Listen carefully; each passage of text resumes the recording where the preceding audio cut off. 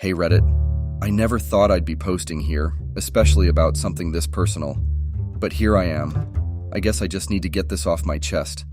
You ever have one of those mornings where you wake up and something just feels off? That was me on that fateful day. The birds outside our window were still chirping. The golden hue of dawn was peeking through the blinds, but something just wasn't right. My eyelids felt heavy as I blinked the sleep away, adjusting to the semi-darkness of our bedroom. Stretching, I turned to where my wife, Serafina, usually lay curled up beside me. But instead of the sight I was accustomed to, her wrapped up in her baby blue nightgown, I saw her oddly half-dressed. It looked like she had started to change into her day clothes but gave up midway. Her blouse was on, but it wasn't buttoned all the way, and her jeans were tangled around one ankle. Her other foot still had a sock on it.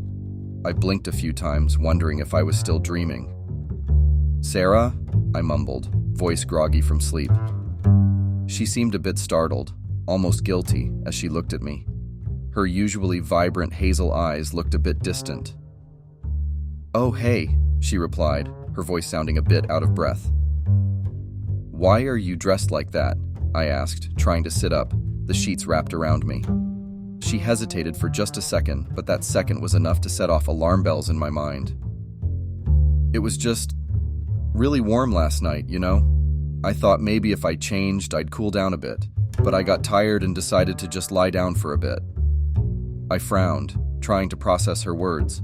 We had air conditioning, and it was always at a comfortable temperature. In fact, she'd often tell me she felt cold during the night, so this didn't add up. "You sure you're okay?"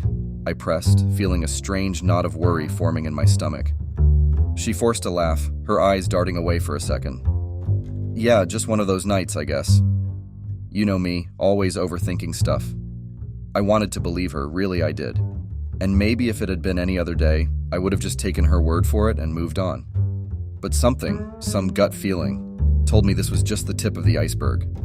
For a moment, we just looked at each other. There was a tension in the air, one I couldn't quite put my finger on. But instead of pushing further, I decided to let it go, thinking maybe I was just overreacting. "All right," I said slowly. "Just let me know if something's up, okay?" She nodded, giving me a weak smile. "Always." I turned back around, the weight of uncertainty pressing down on me. My gut told me something was off, but I brushed it off, thinking maybe I was just being paranoid. Oh, how I wish I had listened to that nagging feeling. Edit. Wow, didn't expect this to blow up. Thanks for the awards, kind strangers. We'll update soon. It was a typical Tuesday afternoon. Work had been grueling that day, so I decided to take a break at my favorite downtown Chicago cafe, Bean and Whistle. The cozy ambiance and top-tier coffee always managed to soothe my mind, even on the worst days. Grabbing a corner seat by the window, I settled down with my laptop, a steaming mug of cappuccino, and a blueberry muffin. The warm, rich aroma filled my senses, and I felt the stress melting away. That is, until I overheard the conversation. The cafe was relatively quiet, with just a few other patrons around, their murmured conversations creating a soft background hum. But 2 tables away, a couple of guys were in a deep discussion, their voices a bit too loud for the setting. I tried to focus on my work, but the name Serafina caught my ear. That's not exactly a common name, and it immediately piqued my interest. "I'm telling you, man, Drax and Serafina have been sneaking around at night," one guy, with a scruffy beard and glasses, was saying. His friend, a taller dude with tattoos peeking out from under his shirt sleeve, laughed. "Man, if anyone found out, there'd be some serious drama." Scruffy beard leaned in. "I mean, I couldn't believe it either, but my buddy saw them at Moonlit Lagoon last week, all cozy and stuff." I felt like someone had punched me in the gut. My heart raced, and my palms started to sweat. The name, the mention of secret meetings. It was too much to be a coincidence. But then, what were the odds? Chicago was a big city after all. Maybe there was another Serafina out there, involved with someone named Drax. Trying to calm myself down, I took a deep breath and mustered up the courage to approach them. "Hey, sorry to intrude," I began, trying to keep my voice casual. "But I couldn't help but overhear you talking about Serafina. Mind if I ask how you know her?" Both guys looked up, surprised. Scruffy beard raised an eyebrow. Why? Who's asking? My wife's name is Serafina, I replied, trying to keep the trembling out of my voice. Just curious. Tattoo guy snorted. Small world, huh? But bro, there are probably tons of Serafinas in Chicago. Don't think too much about it. Yeah, man, Scruffy beard added. And besides, the Serafina we're talking about is into some artsy stuff like painting or something. Does that sound like your wife? Trying to put on a brave face, I laughed it off. Nope, not at all. My Serafina can't even draw a stick figure. Thanks, guys. Returning to my table, I tried to shake off the unease, but it clung to me like a second skin. I wanted to believe it was a different Serafina, but a nagging doubt had settled in my heart. The events of the morning and this random cafe conversation were too coincidental, and the storm clouds of suspicion began to gather in my mind. Edit. Seriously, this week has been a roller coaster. Thanks for sticking around, folks. I'm still processing everything. We'll keep you updated. I've always been a man of logic, the kind who needs evidence before making any decisions. And that's what led me to our home's security system late that night. The uncertainty, the nagging doubts. I had to put them to rest, either to confirm my worst fears or to clear my wife's name. I told myself it would give me peace of mind. Booting up the system, I rewound the footage from the past week. Each night played out in fast-forward, familiar scenes of Serafina and me coming home from work, ordering takeout, watching movies, the usual couple stuff. But then, 2 nights ago, the scene shifted. It was around 1:30 a.m., a time when the world outside was still, and most were deep in sleep. The infrared camera caught a shadow moving towards our front door. The figure was tall, slender, wearing a cap that hid most of his face, but not enough. As he moved closer, the side profile became clearer, and my heart sank. Drax. I had seen his face once or twice in Serafina's old college photos. I never paid him much attention. To me, he was just a part of her past. But now, here he was, sneaking into my home in the dead of night. The footage showed him typing in the passcode to our front door, a passcode only family knew. The door opened, and he disappeared inside. My hands clenched into fists, nails digging into my palms. The clock ticked on, turning minutes into hours, and just before dawn he emerged, looking around cautiously before slipping away into the shadows. I felt a cold numbness spread through me. The weight of the betrayal was almost too much to bear. The pieces of the puzzle now fit together in a clear, painful picture. The half-dressed morning, the overheard conversation at the cafe, and now this footage. It all pointed to the reality I was reluctant to accept. I sat there in the dark, the glow of the monitor, the only light. Feelings of sadness, anger, and disbelief waged a war inside of me. The woman I loved, the one I trusted more than anyone else, had betrayed me in the deepest way possible. I took a deep breath, trying to calm the storm inside. One thing was clear: I needed answers, and I was determined to get them. Edit. This has been the hardest thing I've ever had to write. Every moment feels surreal, like I'm in some twisted nightmare. Thanks for the outpouring of support. I never imagined sharing this here would help, but reading your comments gives me strength. More updates to come. That evening was probably the longest I'd ever endured. I paced our living room, waiting for Serafina to return from work.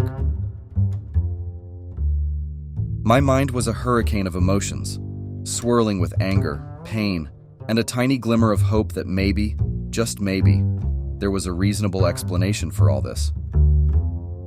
When the front door finally opened, I took a deep breath, attempting to steady my racing heart.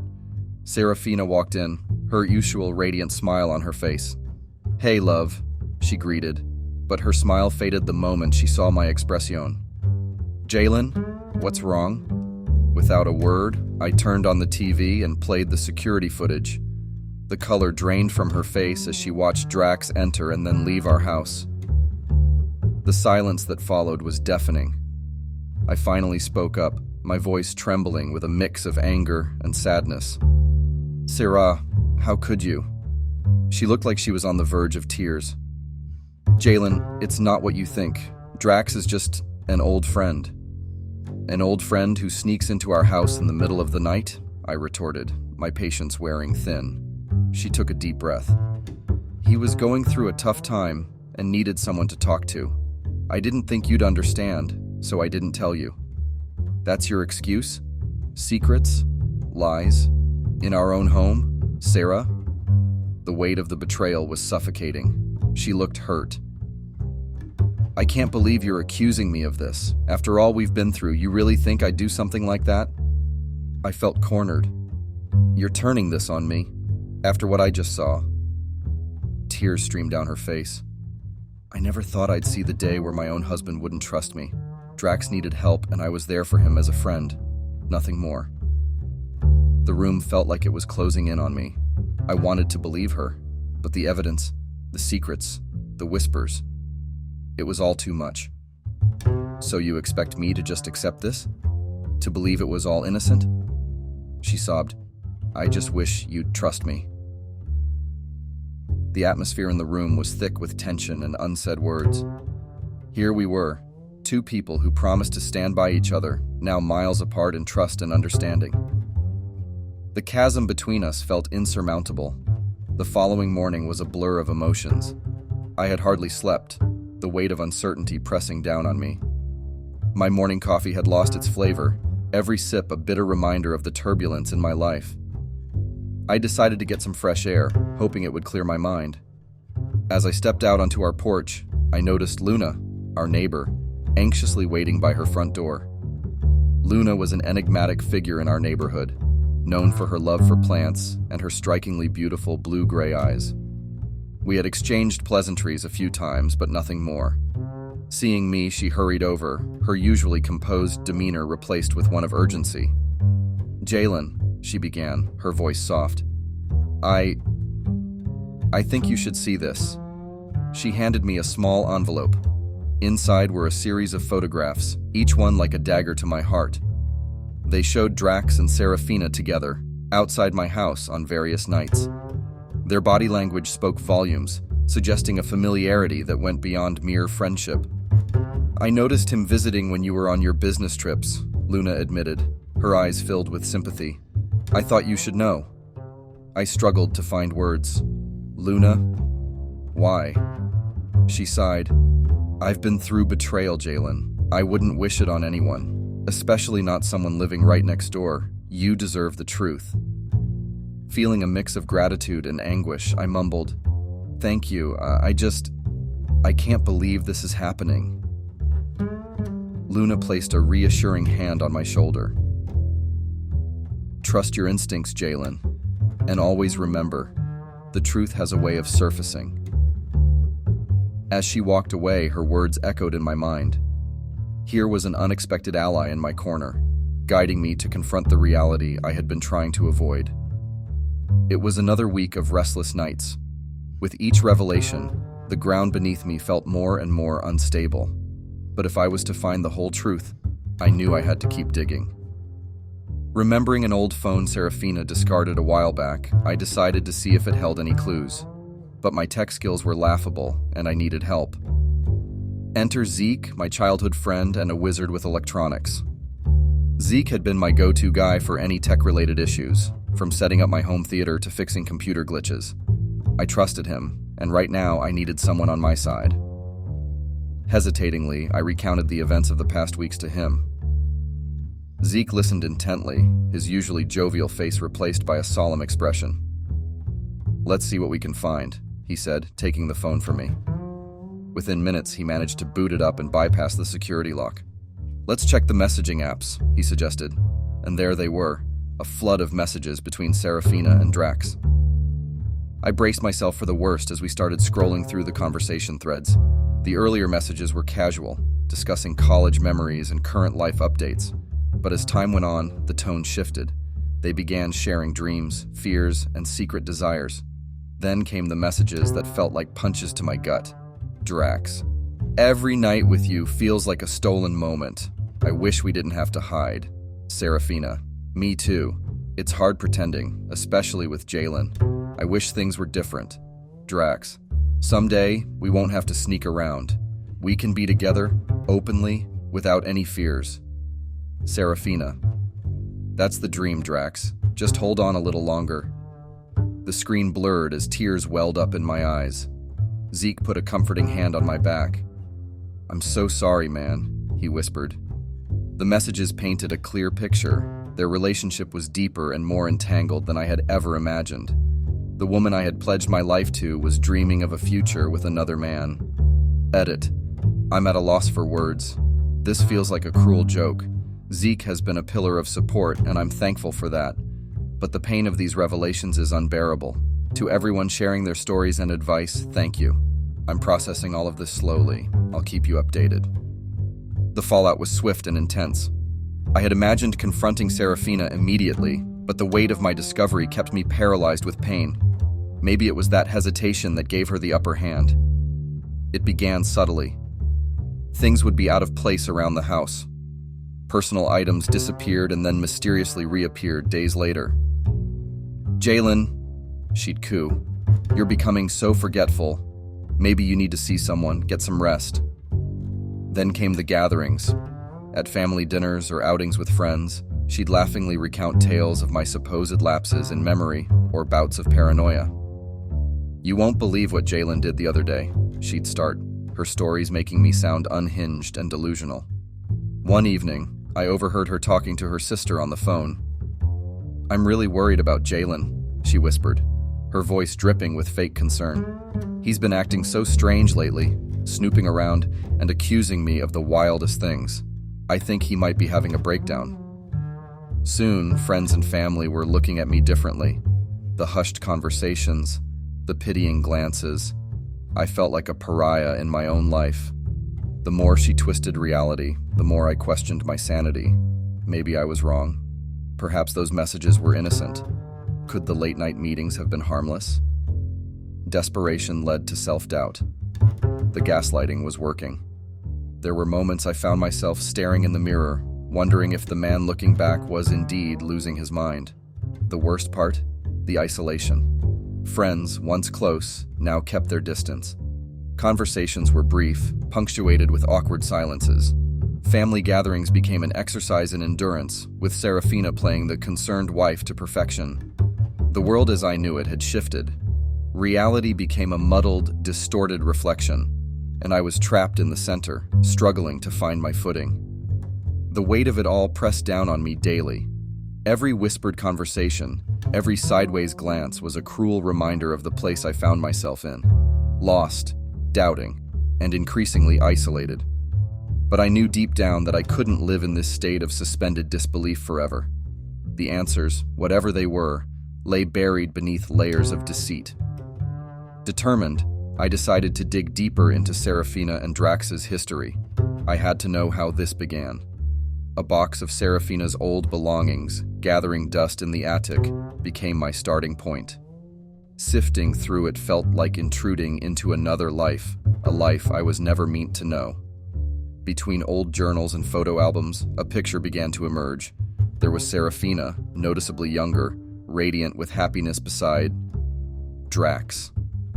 They were in various places, beaches, mountaintops, city streets.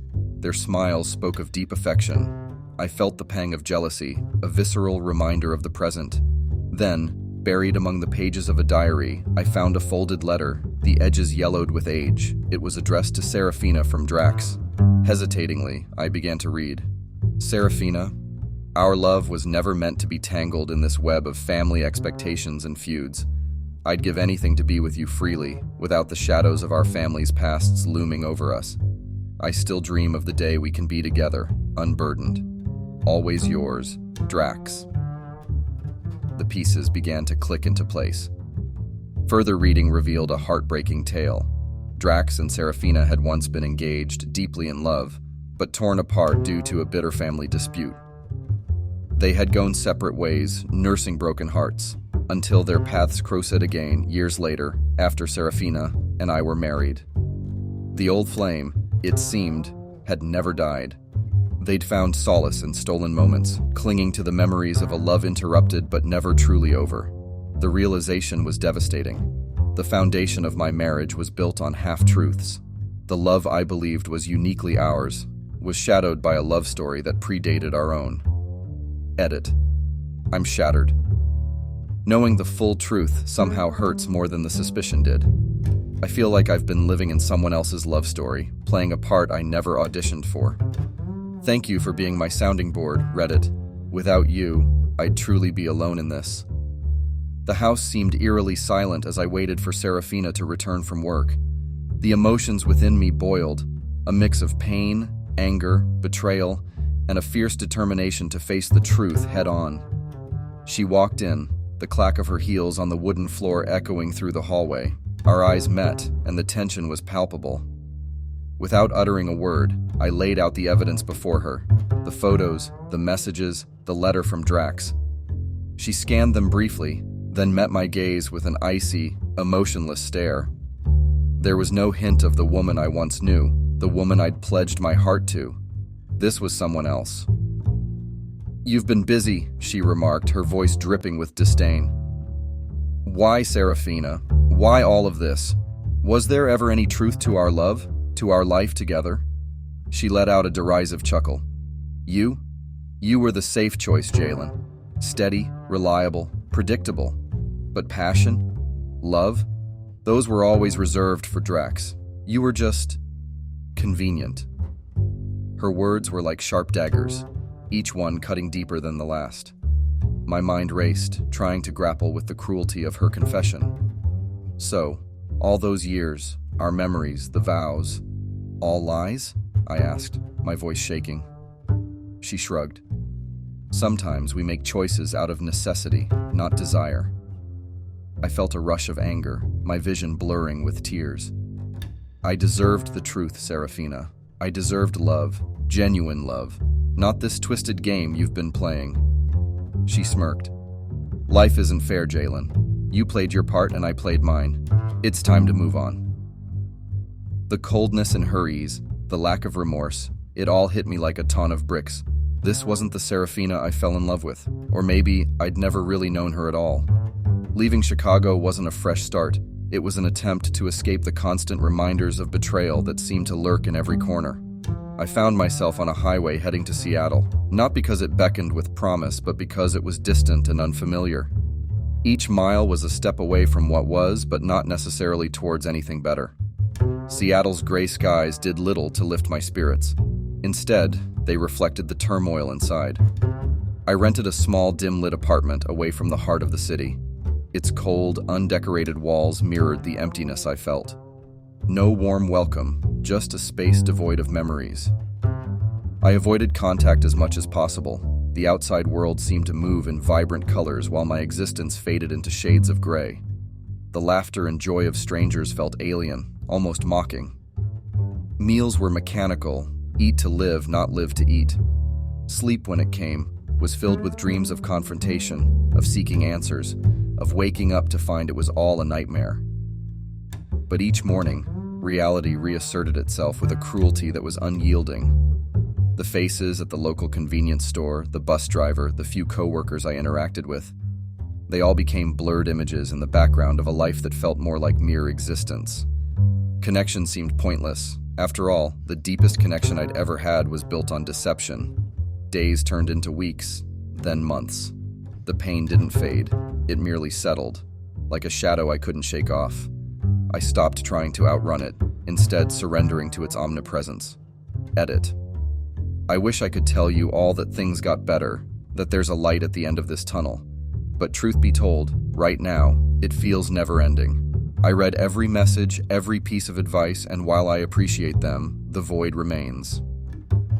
Thank you for listening, Reddit.